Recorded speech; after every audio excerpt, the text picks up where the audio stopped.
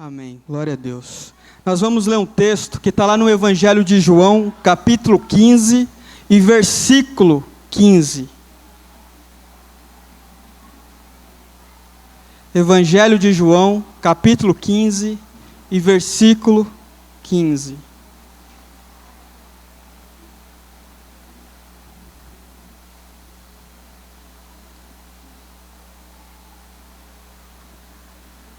Diz assim o texto: já não os chamo servos, Jesus dizendo isso para os seus discípulos, porque o servo não sabe o que o seu Senhor faz. Em vez disso, eu os tenho chamado amigos, porque tudo o que ouvi de meu Pai, eu lhes tornei conhecido. Feche seus olhos, vamos fazer uma oração. Senhor Deus, obrigado pela vida de cada pessoa que está aqui nessa noite. Obrigado, Senhor. Obrigado porque eu creio que o Senhor não trouxe ninguém em vão para este lugar. O Senhor trouxe todos, do mais jovem ao mais velho, o Senhor trouxe com um propósito.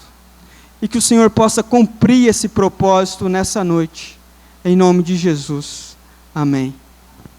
Irmãos, é Natal, está chegando, mais um ano, 2019 terminando, mais um ano se encerrando, e agora nesse clima de Natal, de final de ano, a gente começa a ficar mais animado, algumas pessoas pegam férias, folgas do trabalho, começam a se reunir com os amigos, com as famílias, marcamos churrasco com mais frequência, marcamos almoço, marcamos lazer com mais frequência.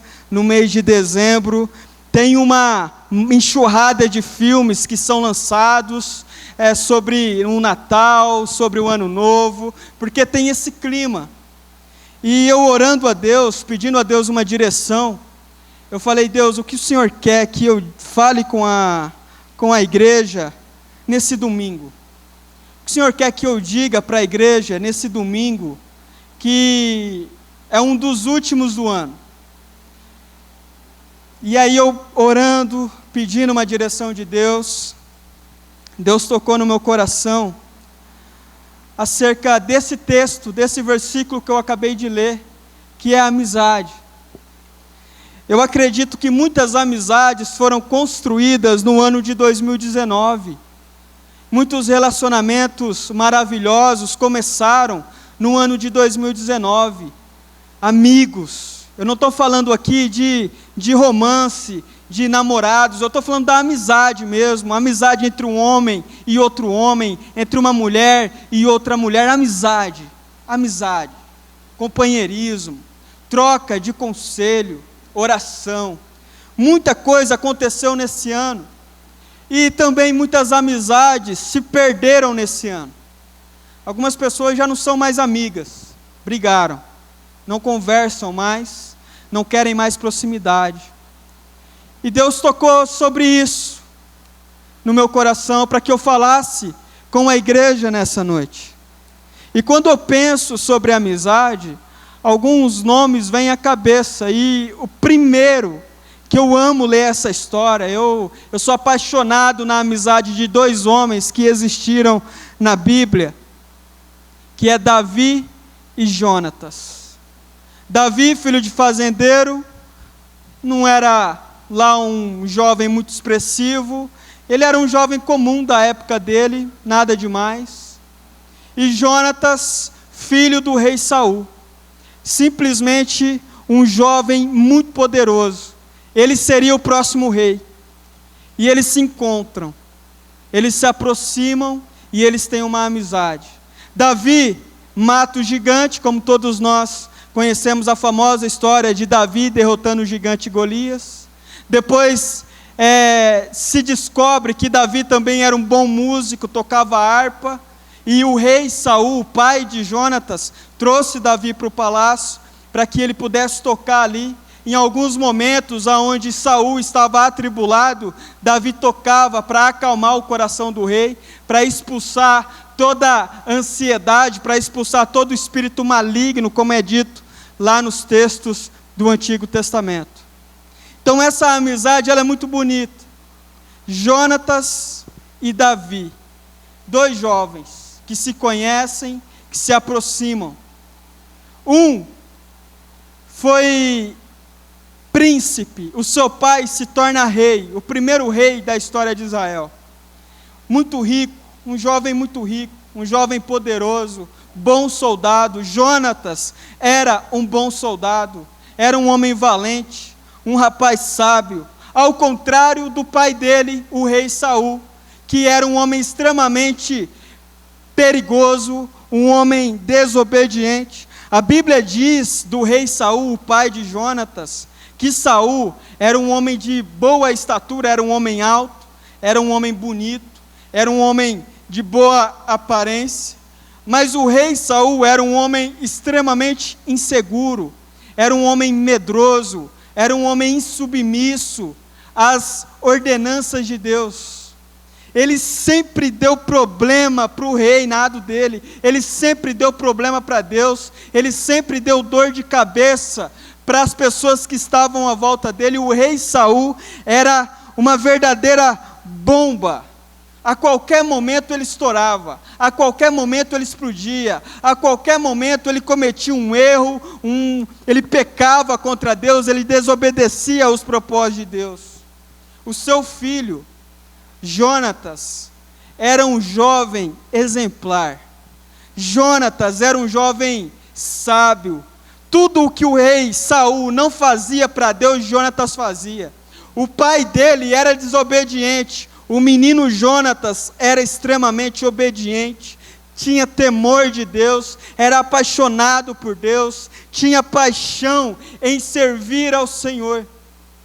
Saul, o rei, o pai de Jonatas, era problemático, era complicado. E eles começaram a crescer juntos, Jonatas e Davi. Davi agora já fazia parte do palácio do rei Saul. Saul tinha levado Davi para o palácio, para viver ali, para participar. Davi estava se tornando um bom guerreiro, e Davi estava começando a se destacar. Agora ele já não era mais uma criança, Davi já era um jovem adulto, e ele ia para a guerra. Davi era um excepcional soldado. A Bíblia diz que algumas pessoas matavam 1000 soldados, Davi ia para a guerra, ele matava 10.000. Para você ter ideia da capacidade de luta desse jovem rapaz. E Jonatas, o filho do rei Saul, também era um homem valente, um bom soldado. O príncipe era um bom soldado, era um homem dedicado, era um homem que sempre estava disposto a ajudar o pai dele. Acontece que com o passar do tempo, Davi começou a se destacar muito, e o rei Saul começou a ficar um pouco intrigado com o destaque que Davi estava tendo. Teve um episódio onde Saul pecou contra Deus, o rei pecou contra Deus, e então Deus usou o profeta da época, que era o profeta Samuel, para dizer para Saul que Saul iria perder o reinado, e que Deus tinha levantado uma pessoa segundo o coração de Deus para reinar no lugar de Saul. E quem era essa pessoa? Davi. Davi seria o próximo rei. Quando Saul ficou sabendo que ele iria perder o reinado, e que o reinado dele iria passar para as mãos de um jovem qualquer chamado Davi, Saul ficou muito irritado, e ele começou a pegar birra de Davi, ele pegou inveja de Davi, e tudo que Davi fazia, ele tinha ódio. Mesmo Davi sendo um excelente guerreiro, matando milhares de soldados numa guerra só, Saul ainda tinha raiva do seu soldado. Acontece que quem era para ser o próximo rei, não era para ser Davi, era para ser quem? Jonatas, o filho de Saul, o filho do rei, é o príncipe. Então tinha Saul e tinha o príncipe, Jonatas. Mas por causa do pecado do pai, Deus tirou o reinado da família e agora passou para Davi. Quando Saul sabe disso, ele fica irritado e ele começa a tentar criar meios de matar Davi. Ele quer realmente matar Davi, para o reinado não ir para a família de Davi. Ele queria que o reinado ficasse com ele. Jonatas, o príncipe, ao saber disso, ele age totalmente diferente. Em uma conversa ele disse assim: olha Davi, eu sei que era eu para ser o príncipe, mas Deus escolheu você, e saiba de uma coisa, eu estou com você. Eu estou com você. O meu coração não está nas coisas que eu posso ganhar nesse mundo, mas o meu coração está descansado nos propósitos de Deus. E se Deus escolheu você para ser o próximo rei, quem sou eu para questionar os desígnios de Deus? Que você seja o próximo rei, e saiba de uma coisa, eu estarei sempre sendo fiel a você. Irmãos, olha a atitude desse homem. Era ele para ser o rei. Qualquer pessoa no lugar de Jonatas, talvez iria combinar com o pai dele: quer saber de uma coisa? Vamos matar Davi, vamos dar um fim em Davi, e ele não vai ser rei coisa nenhuma.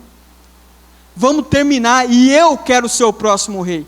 Que história é essa de Davi ser rei? Nada disso. Eu, Jonatas, quero ser o rei. Ele poderia ter dito isso, ele poderia ter sido egoísta, mas não é essa a resposta, não é dessa maneira que aquele jovem príncipe agiu.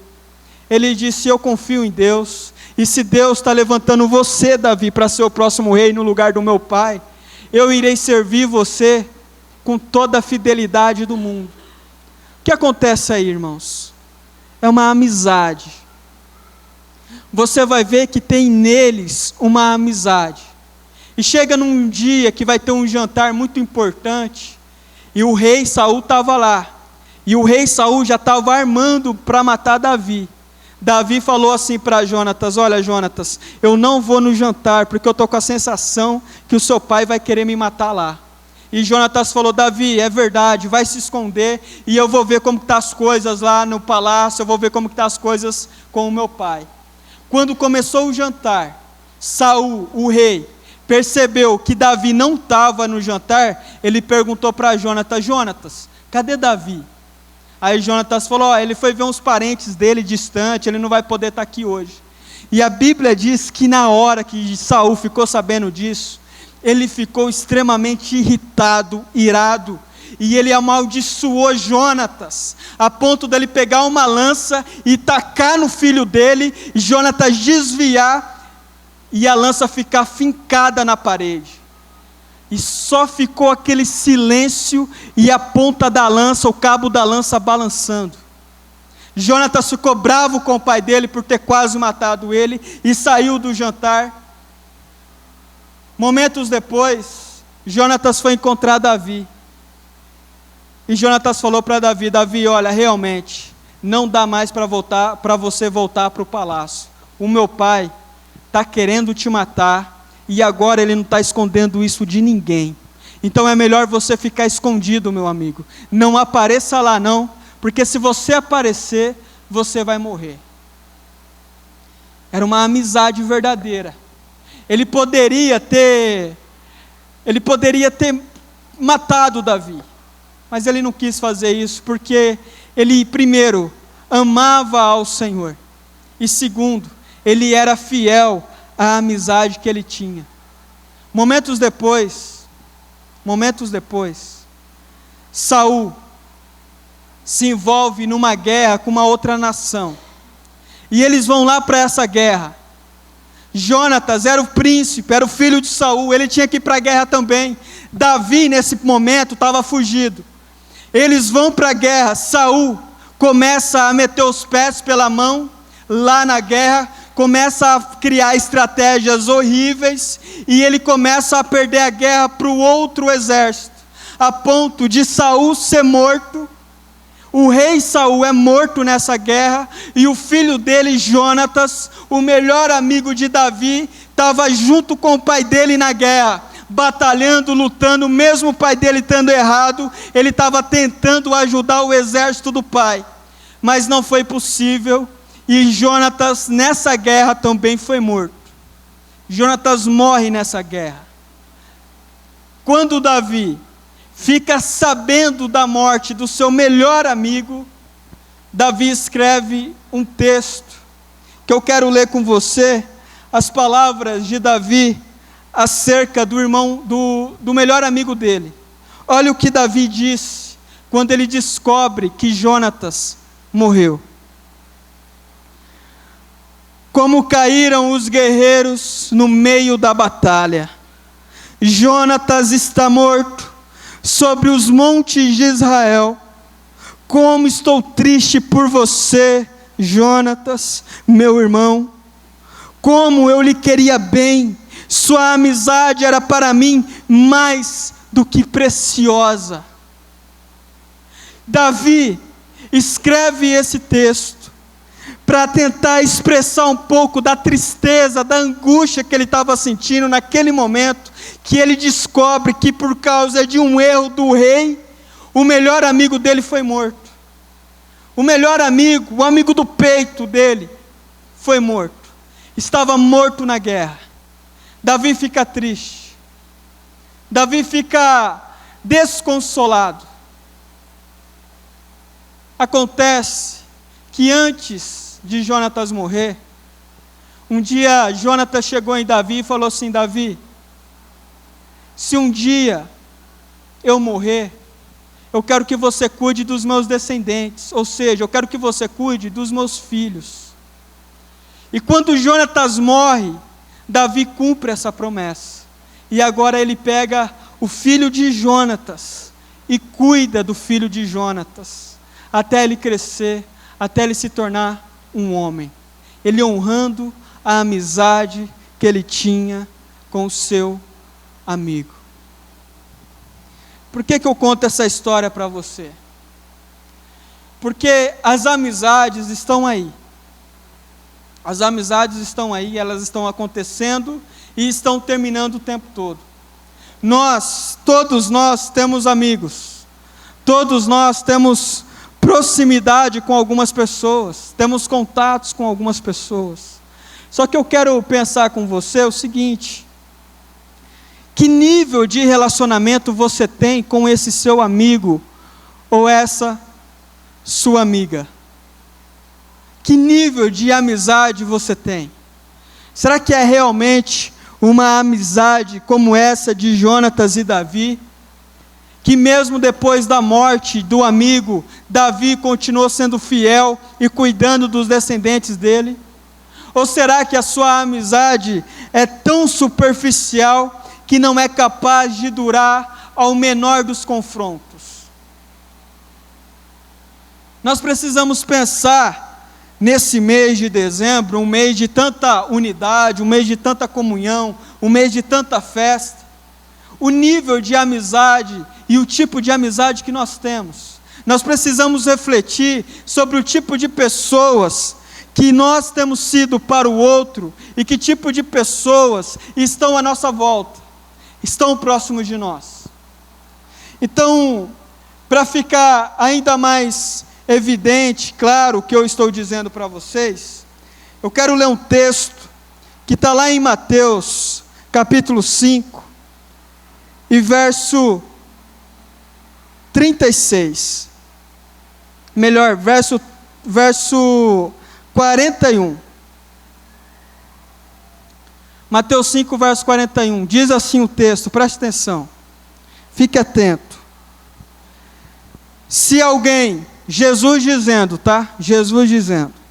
Se alguém o forçar a caminhar com ele 1 milha, vá com ele 2. Olha só o que Jesus está dizendo.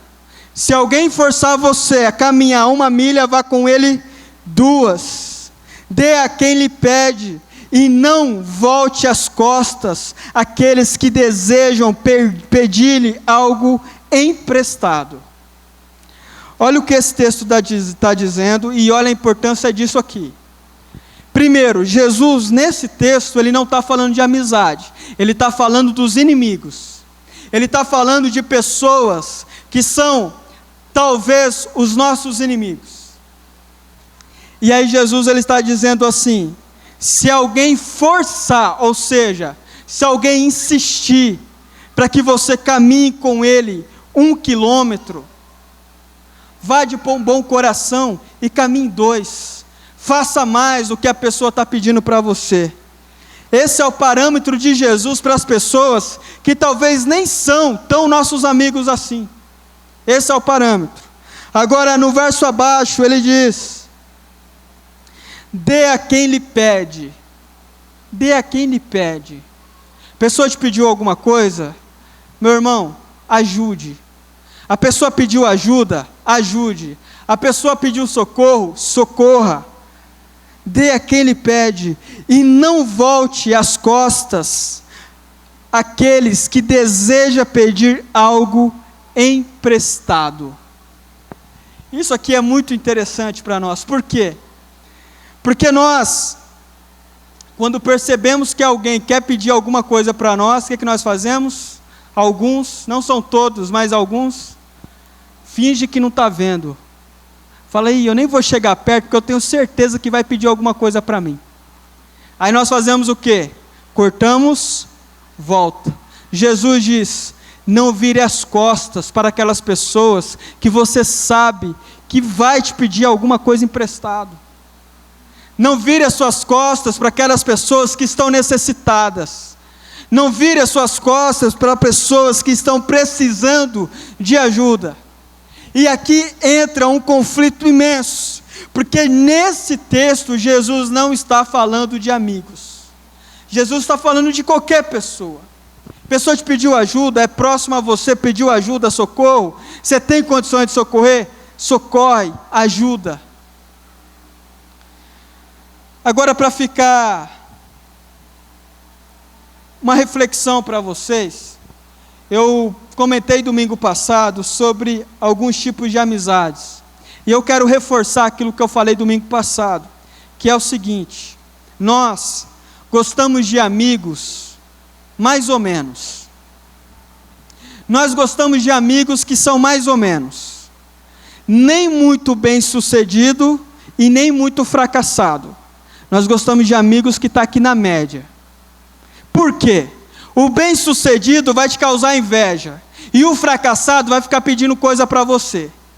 Então nós gostamos de ter um amigo que ele é na média, ele é mais ou menos, porque ele não te enche a paciência com nada. Você nem fica com inveja dele, e você também nem precisa ficar dando, emprestando, ajudando nada para ele.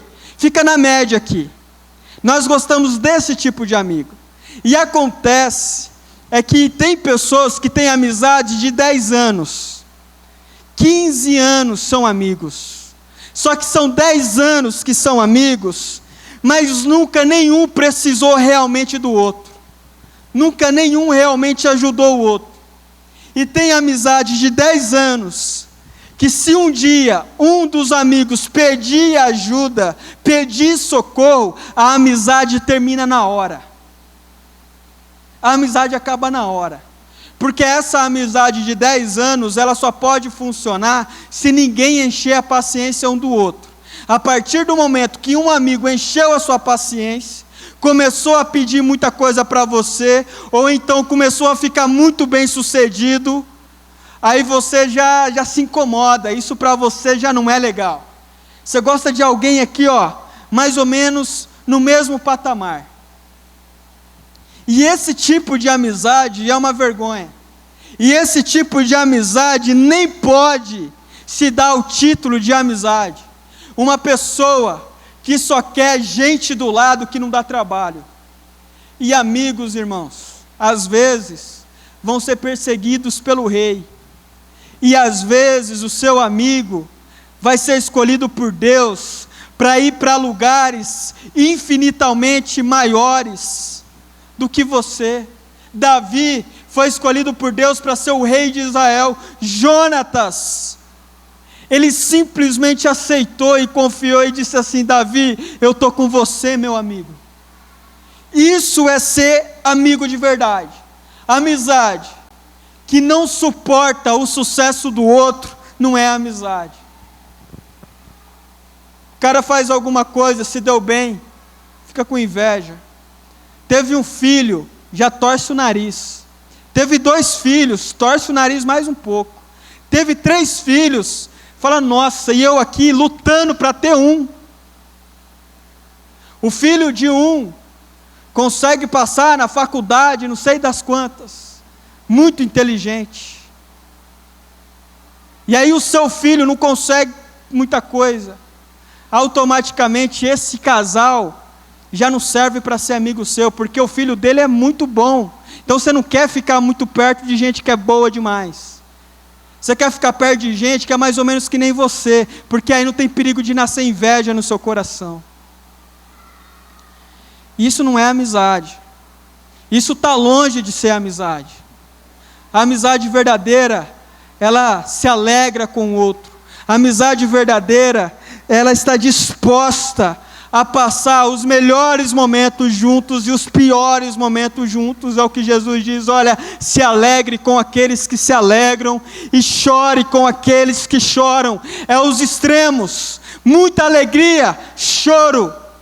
É extremos. Jesus não está dizendo, olha, fique sendo amigo daqueles mais ou menos, não. Se alegre, o seu amigo está tendo sucesso, o seu amigo está se dando bem, a família do seu amigo é uma bênção, o filho do seu amigo é uma bênção. Se alegre, seja companheiro, seja parceiro. O seu amigo está fracassado, está atolado em dívidas, está deprimido, está pedindo você a todo momento para conversar, para trocar uma ideia. Você já conversou uma vez, você já conversou 3 vezes, amizade de 10 anos, primeira vez que o amigo está em crise, conversou 3 vezes, o cara já olha para a esposa e fala, de novo esse cara aqui me ligando, querendo conversar comigo de novo, eu já falei, já estou cansado de conversar com ele. A amizade de 10 anos, ela acaba na hora que o amigo precisa de você 3 vezes. Ela acaba. Precisou muito de você, a amizade acaba. Precisou muito do outro, a amizade, ó, ponto final nessa amizade aí, já tá virando bagunça o negócio. Porque nós não gostamos dos extremos. Nós gostamos daquilo que é mediano.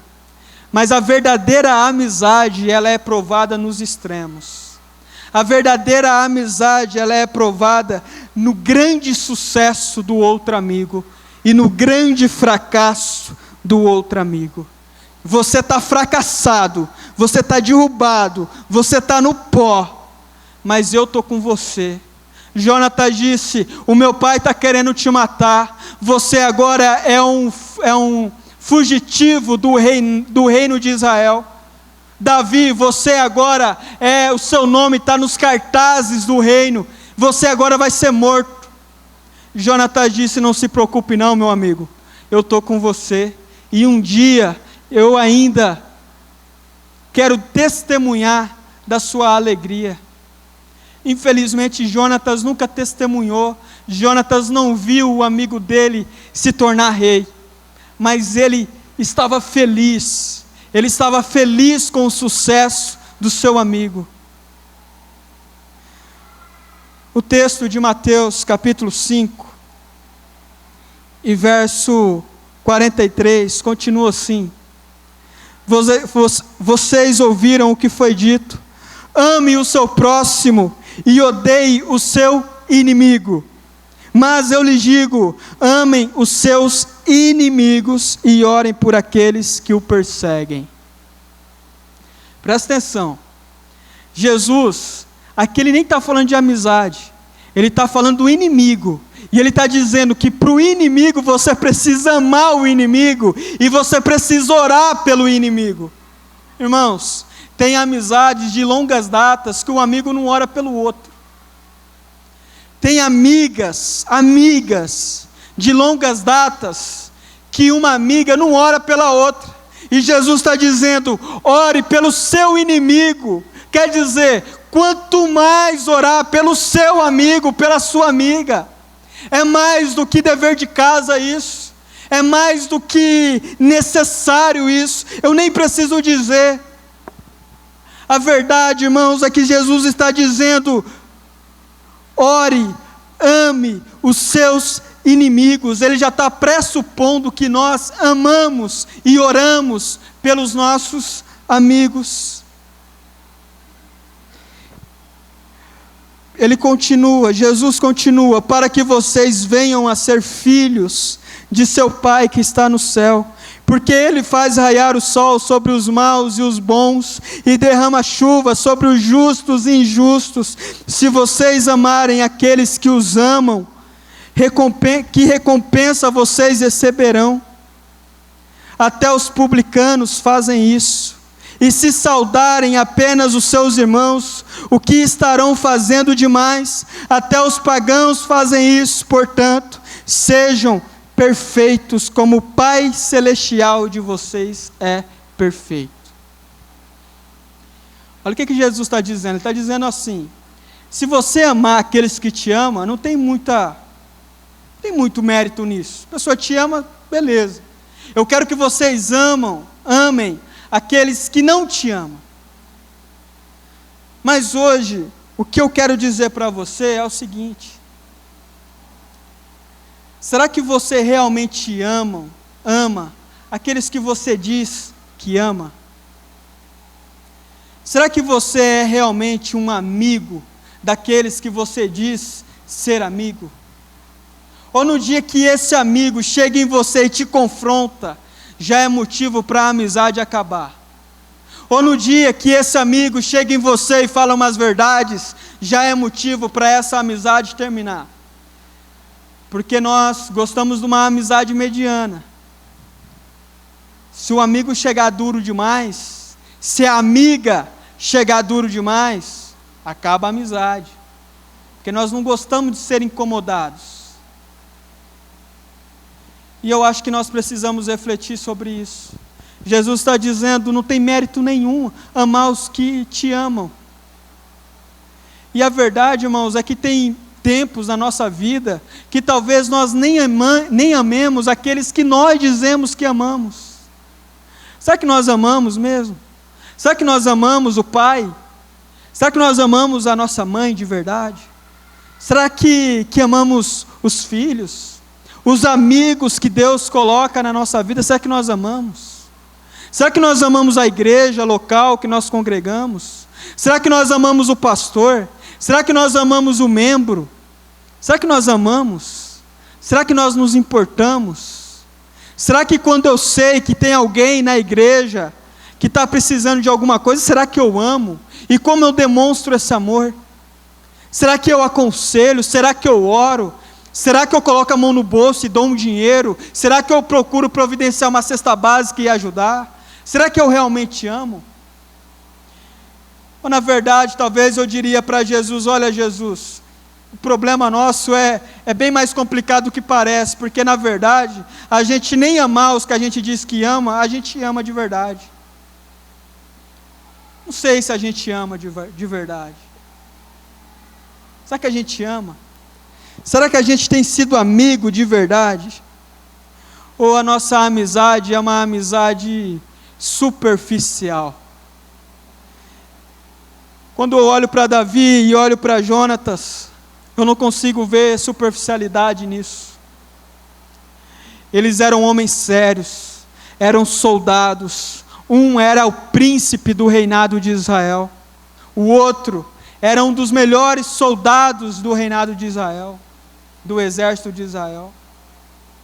Eram homens sérios, e eles se amavam no extremo.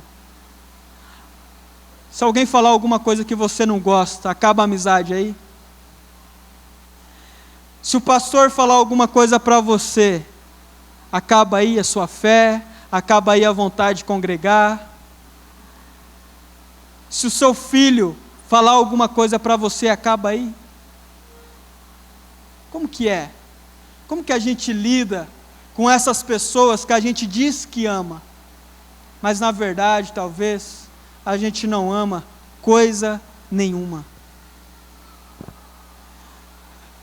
Em João 15, verso 15, Jesus diz que Ele não chama mais os seus discípulos de servos, Jesus não chama mais os seus discípulos de escravos, Jesus nos chama para um relacionamento de intimidade, e ainda mais profundo do que foi Davi e Jonas.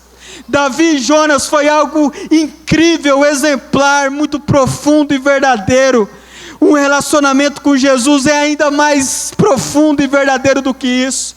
E Jesus diz agora: eu não quero que vocês sejam conhecidos como meus escravos, meus servos, mas agora eu chamo vocês de amigos, porque eu quero que isso entre no coração de vocês, que nós temos uma profunda relação, e vocês agora sabem qual é a minha vontade para a vida de vocês. O verdadeiro Deus, o Senhor, o Cristo, chama eu e você para desfrutarmos de uma verdadeira amizade com Ele, porque nem amizade com Cristo muitos de nós não temos. Nós não somos amigos de Cristo, talvez nós somos inimigos de Cristo, talvez nós somos blasfemadores de Cristo, mas amigos de Cristo, talvez nós não sejamos. Mas Jesus, Ele te chama nessa noite a um relacionamento de amizade, e um relacionamento de amizade com Jesus vai curar a sua alma. Um relacionamento de amizade com Jesus vai curar o teu espírito. E só uma amizade com Jesus vai fazer você aguentar ver o seu amigo ter muito sucesso e não ficar com inveja, porque você sabe que o que Deus tem para o seu amigo, só o seu amigo vai receber e ninguém mais, e aquilo que Deus tem para você, só você vai receber e ninguém mais. Ninguém vai tirar da sua vida aquilo que Deus tem para você. E quando você entende isso, isso te causa tranquilidade, isso te causa segurança, isso te causa conforto, isso te causa esperança, porque o verdadeiro Deus, Ele te chama para ser amigo, e Ele diz: não fique com inveja de ninguém, não fique maldizendo alguém que está precisando de você. Seu amigo, sua amiga está precisando de você, meu irmão, não poupe energia para ajudar, não poupe oração, não poupe encontros para conversar, não poupe vontade, simplesmente ajude, simplesmente faça, porque Jesus, Ele é esse amigo que está com você todos os dias. E quando nós olhamos para o jeito que Jesus trabalha em nós, nós podemos entender que podemos ser Jesus para o outro. E a proposta de João capítulo 15, verso 15, é que nós somos amigos de Jesus. Então, através da sua amizade com outra pessoa, leve Jesus junto, mostre Jesus através da sua amizade, mostre Jesus através do seu relacionamento. É isso que Jesus nos ensina, e é isso que nós precisamos confiar.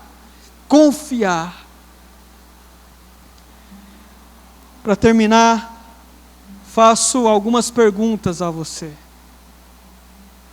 Primeira delas: